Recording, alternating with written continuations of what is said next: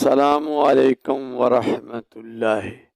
ناظرین، گفتگو کے اس حصے میں ہم زوجین یعنی میاں بیوی کے حقوق و فرائض پر ایک نظر ڈالتے ہیں۔ ناظرین، حصہ اول میں ہماری گفتگو کا اختتام اس بات پر ہوا تھا کہ میاں بیوی کے حقوق و فرائض کی یکساں اہمیت آیت قرآنیہ سورۃ البقرہ سے ثابت ہے، جس میں ارشاد خداوندی ہے کہ ان عورتوں کو دستور کے مطابق ویسے ہی حقوق حاصل ہیں جیسے مردوں کو ان پر حاصل ہیں۔ یہاں میاں بیوی کے حقوق و فرائض ایک جیسے ہونے کا مطلب حقوق و فرائض کی نوعیت و ماہیت مراد نہیں، بلکہ ان کی اہمیت مراد ہے، کیونکہ عورت کے وجود کی ضروریات اور تقاضے مرد کے وجود کی ضروریات اور تقاضوں سے کافی حد تک مختلف ہیں۔ اس لیے میاں بیوی کے جملہ حقوق و فرائض جدا جدا ہیں مگر اہمیت میں یکساں ہیں۔ آئیے پہلے قرآن و احادیث کے تناظر میں زوجین کے حقوق و فرائض میں سے بیوی کے حقوق اور شوہر کے فرائض پر ایک مختصر نظر ڈالتے ہیں۔ بیوی کے حقوق اور شوہر کے فرائض میں سے چار اہم اور بنیادی تقاضے ہیں۔ بیوی کا پہلا حق اسے حق مہر کی ادائیگی کرنا ہے۔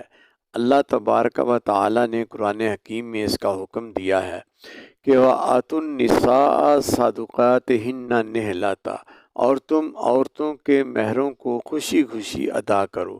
دراصل حق مہر ایک عورت سے حق زوجیت حاصل کرنے کے معاوضے کی علامت کے طور پر دیا جاتا ہے۔ عورت کا دوسرا حق اسے نان و نفقہ فراہم کرنا ہے۔ نان و نفقہ بیوی کو دینا شوہر کا فرض ہے، جس کے بارے حکم یہ ہے کہ جیسا خود کھائے انہیں بھی کھلائے، جیسا خود پہنے انہیں بھی پہننے کو دے۔ نبی کریم صلی اللہ علیہ وسلم نے غلاموں اور بیویوں کے بارے ارشاد فرمایا ہے کہ جیسا خود کھاؤ ویسا ہی انہیں کھلاؤ۔ اور بیوی کا تیسرا حق اسے رہائش فراہم کرنا ہے۔ عورت کو رہائش یعنی گھر فراہم کرنا بھی شوہر کا فرض ہے، چاہے تو شوہر اسے اپنے ساتھ رکھے یا اسے علیحدہ گھر فراہم کرے۔ رہائش شوہر کے ذمہ ہے، لیکن اگر کسی صاحب ثروت عورت کے پاس اپنی ذاتی رہائش ہے تو مرد اس کے ساتھ بھی رہ سکتا ہے، باہمی رضامندی سے، اس میں کوئی حرج نہیں۔ بیوی کا چوتھا حق اس سے حسن سلوک سے پیش آنا ہے۔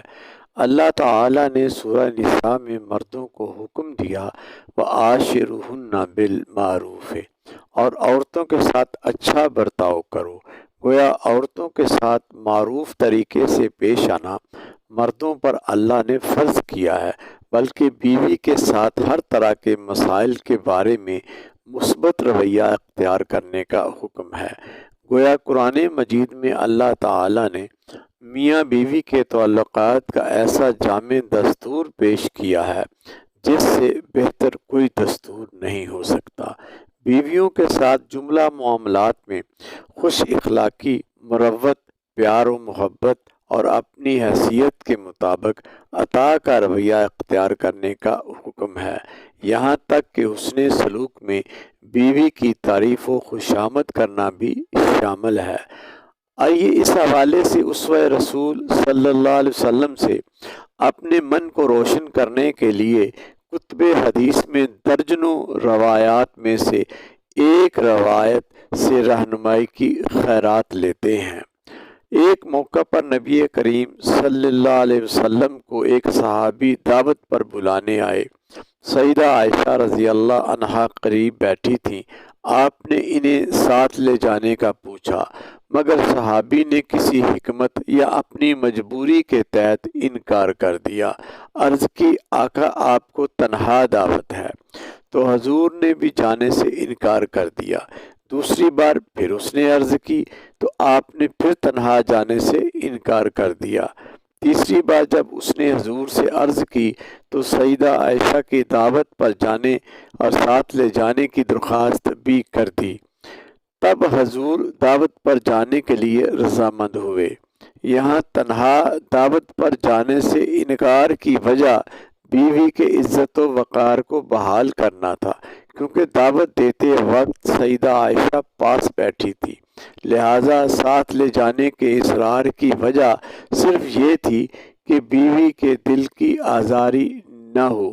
میرے آقا نے جہالت کے اس تصور کو کہ بیوی پاؤں کی جوتی ہے یکسر ختم کر دیا، بیوی کو مسند محبوبہ پر بٹھایا جو ہمارے لیے مشعل راہ ہے۔ ہماری گفتگو جاری ہے، اگلے حصہ سوم میں شوہر کے حقوق اور بیوی کے فرائض پر بات کریں گے۔ وما علینا الا البلاغ المبین۔